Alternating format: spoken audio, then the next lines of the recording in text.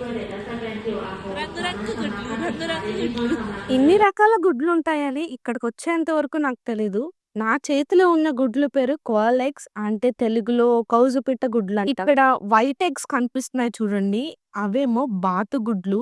దాంట్లో గూడా salted eggs and boiled salted eggs కూడా ఉన్నాయి బాతుగుడ్లలో. రంగు రంగు కోడి పిల్లలనైతే చూసాను కానీ రంగు రంగు గుడ్లని ఇప్పుడే ఫస్ట్ టైమ్ చూస్తున్నానండి. మీరెప్పుడైనా చూస్తే ఎక్కడ చూసారో నాకు కామెంట్ చేయండి.